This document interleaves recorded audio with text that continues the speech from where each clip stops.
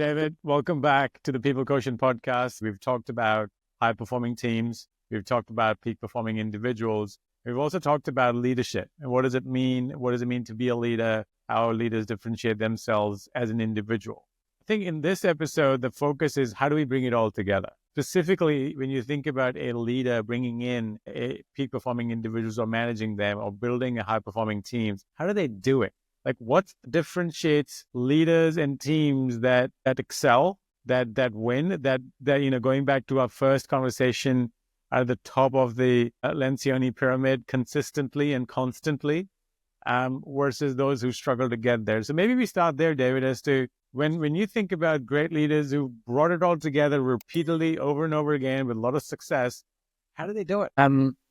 So Ross Brawn is certainly a name that springs to mind as you say those things.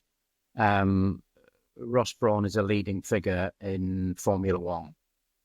Ross Brawn was the team principal at Ferrari in the early 2000s when Michael Schumacher won 5 consecutive titles.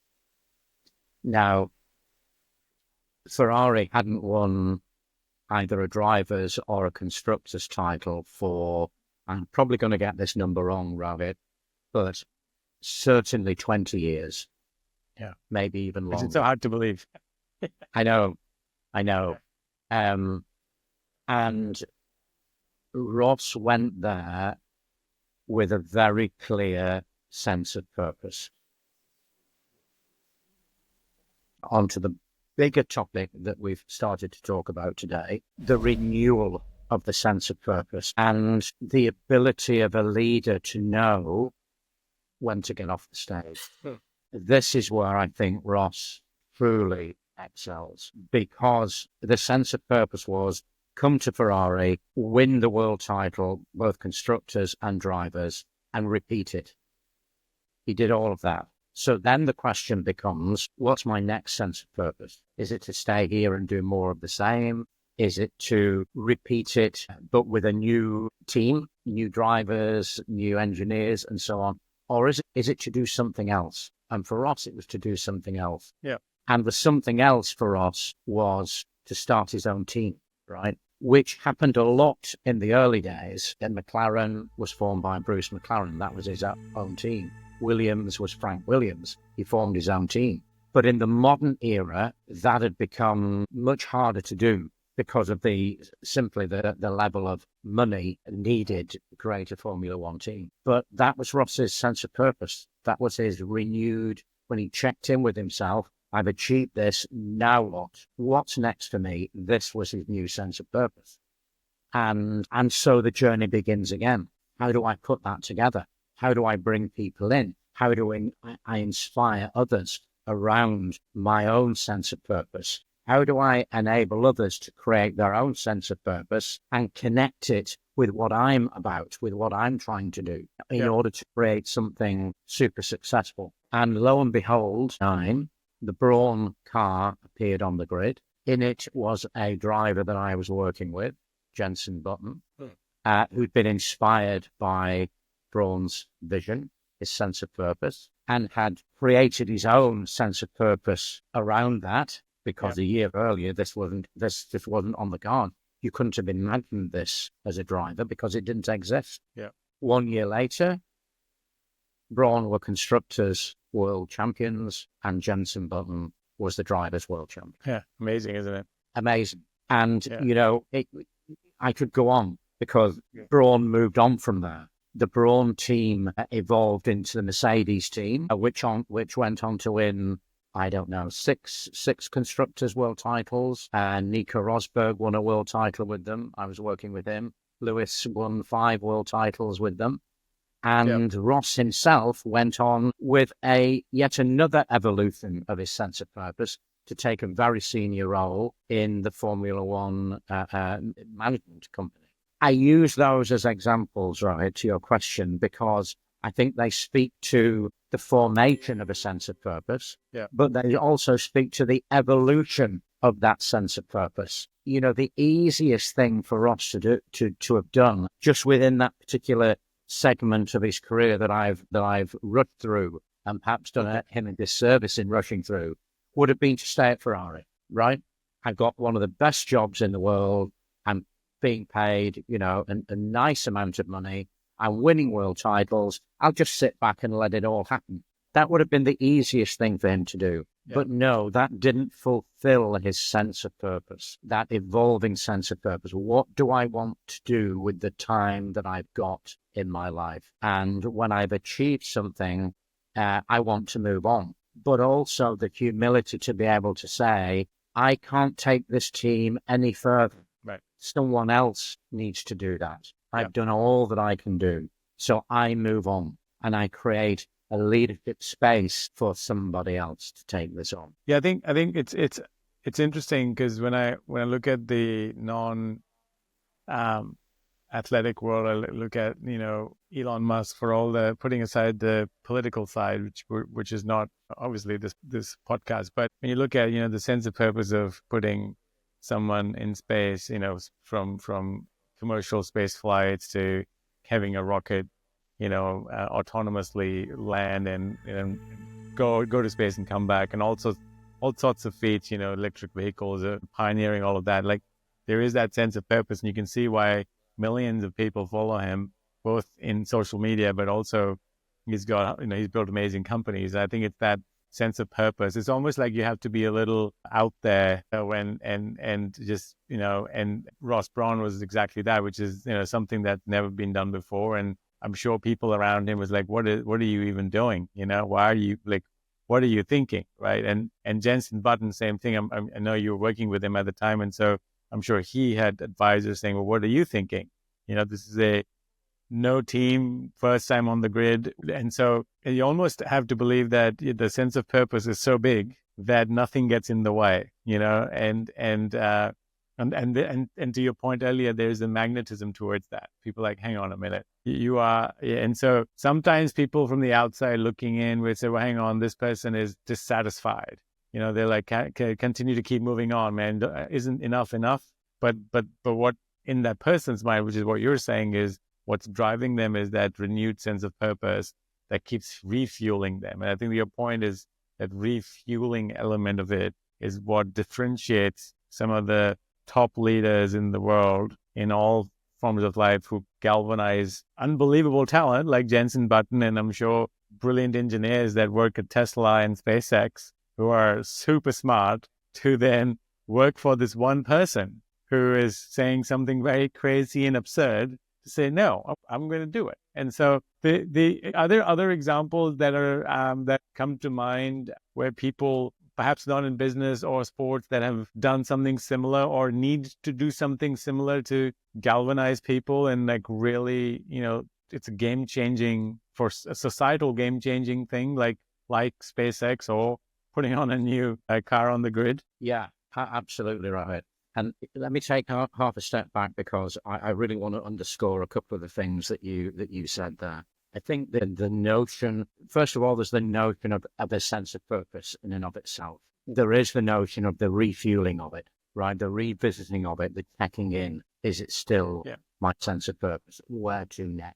The reason that great leaders, when they have those two things, don't lose people along the way is because they have an inspiring ability to be able to communicate that sense of purpose. Yeah. And that mobilizes the support around them. And not only does it mobilize the support around them, but because that leader is humble in the way that they pursue and communicate their own sense of purpose, they identify within that their ability through that to be able to help other people realize their own sense of purpose. So I'm sure those scientists and others that work with Elon are fulfilling their own sense of purpose, right? Their own dreams and ambitions through his pursuit of his sense of purpose. Yeah.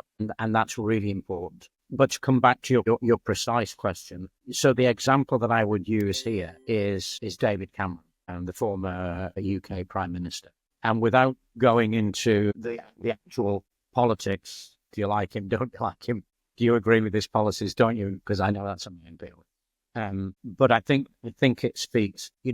David came into politics with a very clear sense of purpose, and his sense of purpose was on the social side of politics. The belief was that we had, not uniquely, but we had become a nation that talked a lot about rights, but not really very much about responsibilities.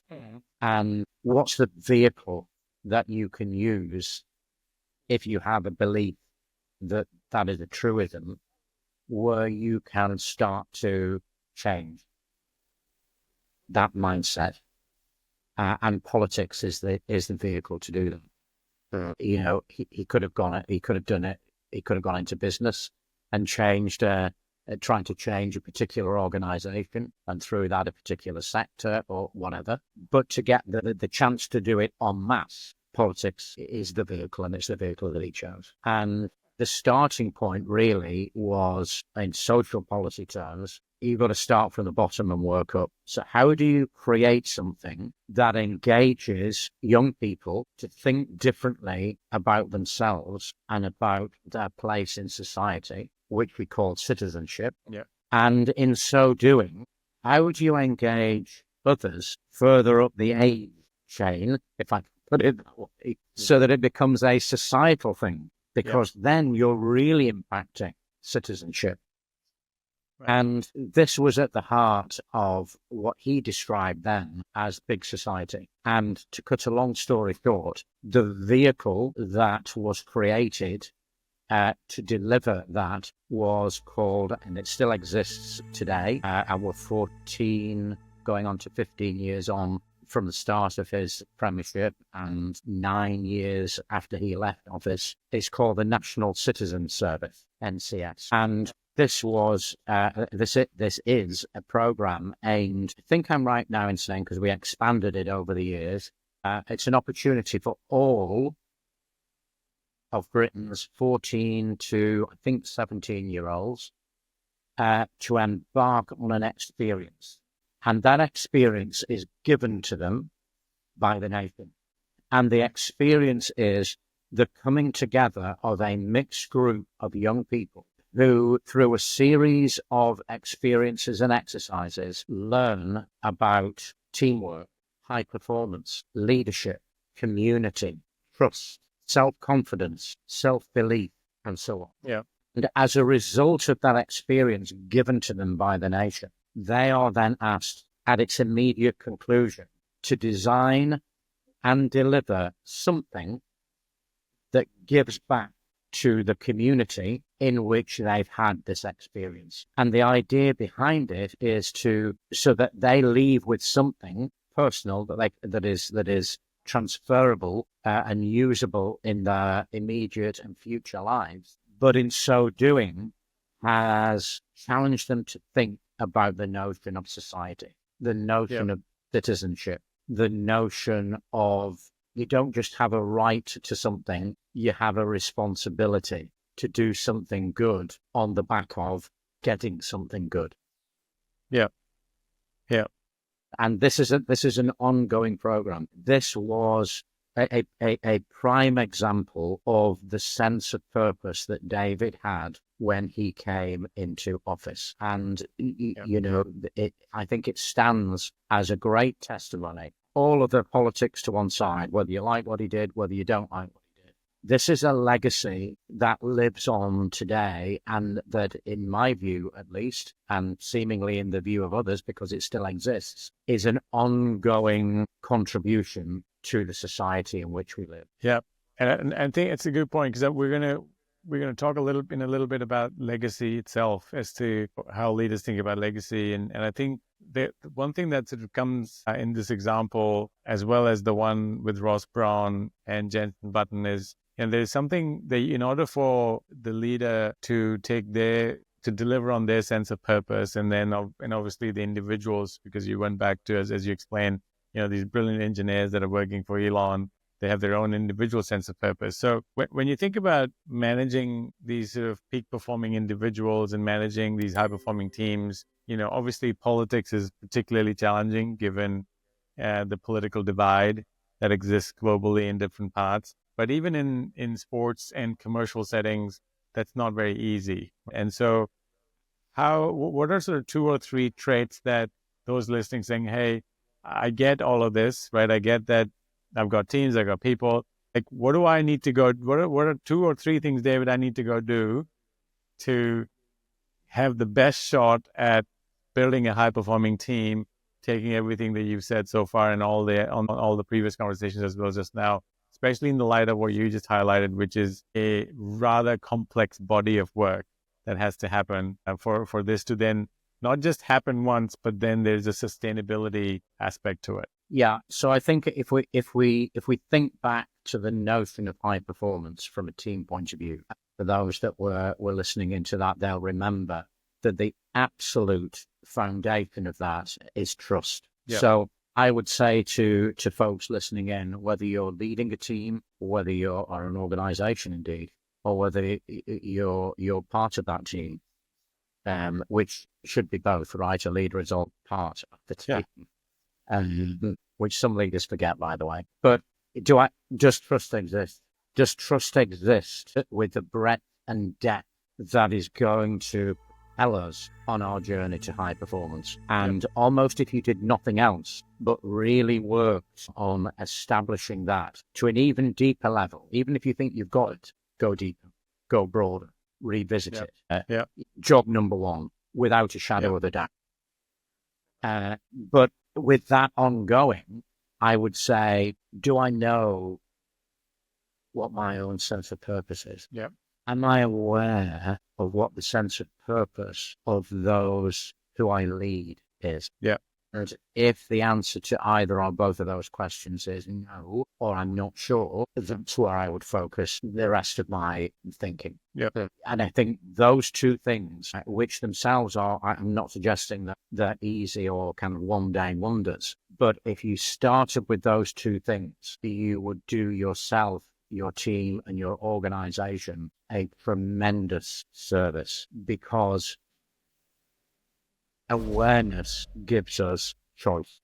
And it's the busyness of the day-to-day. It's the pressure of the delivery of the day-to-day that robs us of the chance to raise our awareness. And without that awareness, we have limited choice. And with limited choice, we may not make the right choices. So anything that you can do on these 2 topics in particular that allows you individually and collectively to raise your awareness, you then have choices to really propel yourself forward. The difficulty in this work, to the extent that it exists, and it does exist, but I always say, well, it's an excuse, is to make the time to get off the treadmill and do some thinking, to get ahead of your thinking. Busyness robs us of that, but that's a choice. Choosing not to do that is a choice. Choosing to do it is a much better choice. Choice common amongst really good leaders and really high-performing teams. So make the choice, trust, sense of purpose, work on those 2 things, draw in some external support if you can to help you in that process. Don't make it a solo journey, but these are the engines that will drive so many things. They drive your own inspiration. They drive your ability to inspire others. They drive your ability to raise the performance of others. They drive your connection with your high-performing team members. They drive your ability to create or to push even further a high-performing team. They are powerful engines. Awareness gives us choice. And it's the busyness of the day-to-day. It's the pressure of the delivery of the day-to-day that robs us of the chance to raise our awareness.